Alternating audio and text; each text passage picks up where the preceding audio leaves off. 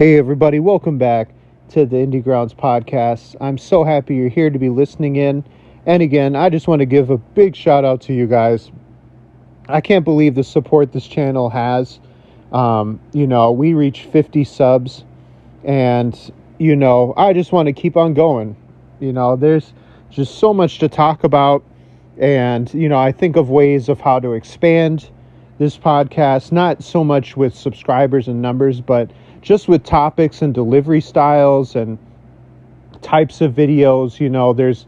There's one I'm actually planning where I want to go on a huge rant about the past and the future state of indie music. So get ready for that sometime. I've been planning it for quite a while, kind of to shake it up. And I'm excited to do it pretty soon. Just want to do some more research on it. But as regards today's podcast, we are talking about a familiar staple in the indie rock scene. This song, if you listen to indie music, if you don't listen to indie music, you probably have heard this song before because it's a huge one. So the song is called Lazy Eye and is by the band Silversun Pickups. I'm going to talk a little bit about their history as a band before we kind of go into the actual history of the song here. But they were formed around the year 2000, and they had even released an album before, of course, releasing their second album. But their second album is the one that Lazy Eye is on. Now, what's kind of interesting is the band is a foursome. It's four people. And it's a little different, of course, with the band makeup because it's not a four-piece band in a traditional sense. What it is their lead singer, Brian, does, of course, the singing, but also plays the lead guitar. They have a bass player, Nikki, and they have a synth player where that's his main instrument. And you could say he's kind of like their audio mixer as well, where he puts a lot of effects on the bass and guitar as well. And then, of course, their drummer. Now, Brian and Nikki, the lead singer and guitarist and their bass player, were the first two people to form this band. They met actually on an airplane, taking an airplane trip, and then they decided to, find out they're musicians, start playing together back in Los Angeles, where the group is from. And it kind of seemed like when everything fell into place, when they got their four people, they just ran with it ever since. They pretty much have just been a group. And it's funny because there's just no drama in this group. They're very straightforward. What you see is what you get. There's no huge kind of tragedy or up and down moment behind the scenes or anything like that with them. They're just very straightforward. They just play music. That's all they want to do. And it's kind of funny because their name, that's such a unique name. What it is there was a liquor store called Silversun, and whenever they would do kind of like a beer run or somebody going to get alcohol, they would call it a Silversun Pickup. So I thought that's pretty cool, kind of a cool backstory behind the name. But as regards the song Makeup, as I said, it was on the Lazy Eye was on the second album that they released. And as many people know, because I know this is how I was introduced to the song, through Rock Band, the video game. It's funny because in the history of Rock Band and Guitar Hero, there have been only 13 songs that have appeared on both of them, not where you can buy it and kind of add it, you know what I mean, onto it where it comes with the game. There's only 13 songs, and Lazy Eye is one of those songs included. And I think it's because each one of the instruments kind of has a chance to shine, whether it is the bass guitar, the lead guitar, or the drums. You kind of get your shot to go nuts on each of them, so it's a good one to go in there. Now, what's interesting is there are two recordings of the song known and released to the public. One of them, which is the lead single, is 5 minutes and 54 seconds in length, but there's an alternate version that's over a minute longer at 7 minutes and 27 seconds, and I believe that's the one actually on the video game.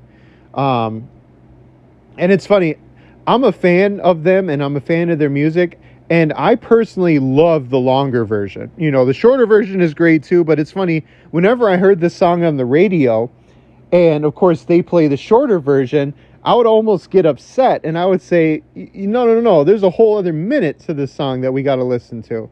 I just kind of saw it as the whole experience. Maybe I'm alone. I don't know if you guys felt that, but that's how I always felt with this song. And it got big when it got released. It really, really did. For the United States, it almost broke just the top 50 overall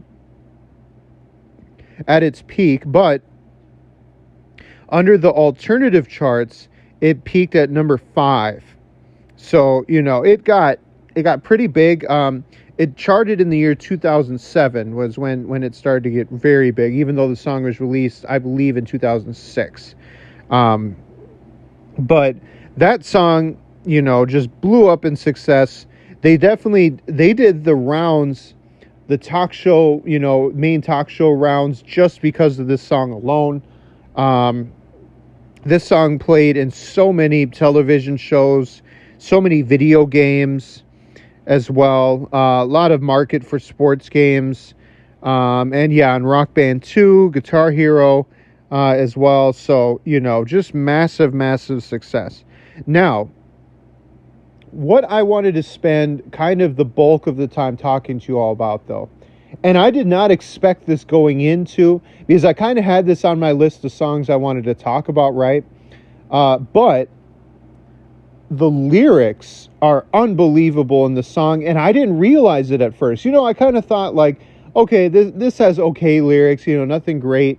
But then when I was researching it, and then when I started kind of doing a deeper dive into the lyrics rather than the music of this song, I was blown away. I kind of just sang along with it. I love the part where he starts shouting, near the end of the verses. It's incredible, and I think it just makes pretty much the whole song right there. But the lyrics to it are amazing. Now, the song opens up with a simple, drum, bass, and guitar riff together. Very simple, kind of straightforward. And he says, I've been waiting for this moment all my life, but it's not quite right. So you get this sense of dissatisfaction, right? Where you as the listener are kind of seeing through this lens of somebody that maybe they have expectations, maybe they have a pursuit and it's not happening. And then he says, and this real, in quotes, R-E-A-L, it's impossible if possible, at whose blind word, so clear but so unheard. So again, you're kind of getting this sense of the person is getting perception and reality, and he's having a hard time with it. And it's funny because a lot of people that struggle with depression, that's a lot of times where depression comes from, right? Is what they're seeing and going through is not what they're going through in their mind, whether that's good or a bad thing. It's just not aligning up. And at whose blind word, to me, kind of shows like a sense of frustration because they're not being understood by other people. So, that I thought to me was amazing as well. That's where in the song at this point, where he starts kind of riffing in between his songs, he'll kind of slide in a tiny guitar solo as well. Then he goes into the second verse where he repeats the I've been waiting part.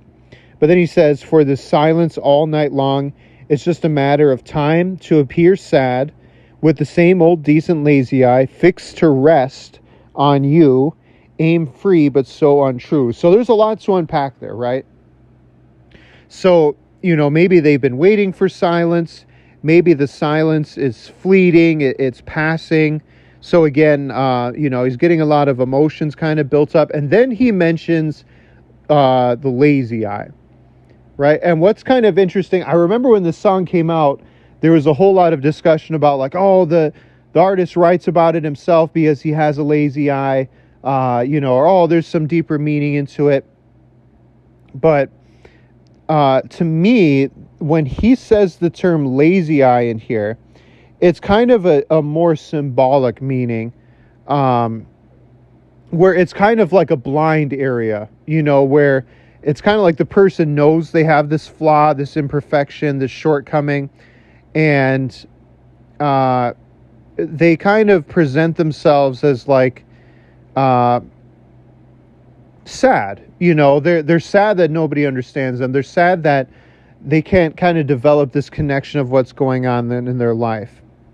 Then the chorus, which everyone knows, this is where the guitar part and the synth part is kind of starting to build and layer on each other, where he says, everyone's so intimately rearranged, everyone's so focused clearly with such shine, everyone's so intimately prearranged, everyone's so focused clearly, and this is where he starts yelling, with such shine, right? So the chorus, he feels like people aren't being authentic, they're not being genuine, they're being intimately rearranged. So, again, they're kind of just going with the flow with society. And then it kind of shows that the author doesn't like that. He starts seeing not so much self-pity, but he starts feeling bad for other people. And that idea is repeated, of course, maybe not so much word for word, but it just kind of shows a lot of times when artists repeat things, it's done on purpose because it's done for emphasis, right? So now let's get back into the yelling. This is the part of the song where he's like screaming these lyrics.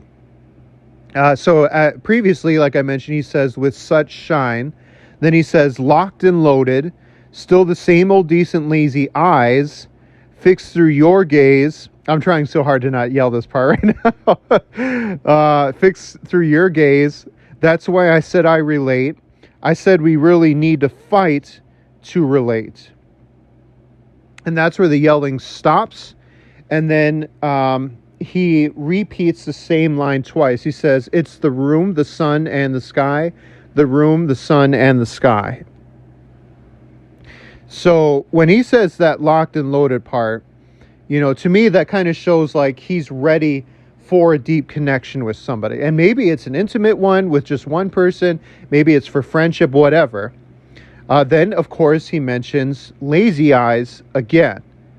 So it shows really that, again, repetition is emphasis, right? So he's showing that imperfection, being vulnerable with his imperfections. And it kind of, to me, the whole meaning of the song is still being accepting of somebody with imperfections, right? And then at the very end, then he says the room, the sun, and the sky. Maybe it's vast possibilities, maybe it's boundless opportunities to connect with people, to connect with life, whatever it is for that person. It just kind of gives them a sense of peace at the end of the song. Now, of course, the singer-songwriter Brian has shed light into this song, what it means. Because, of course, it's their number one song. It's a fan favorite as well. And he has opened up and said that it actually reflects his personal struggle with addiction. So he had been fighting it. I don't know if it's alcohol, drug, whatever it is. But he said he reached a point in his life where he wanted things to actually change. He was tired of being in this addictive kind of cycle. So, then you move on to the song through the lyrics. Then he says he's been waiting for this moment all his life. So again, he wants to be liberated from addiction. He wants a sense of relief. He wants a new path as well. So, it's kind of like a desire for acceptance. He had flaws at the time. He just wanted to be connected and understood, what he was going through.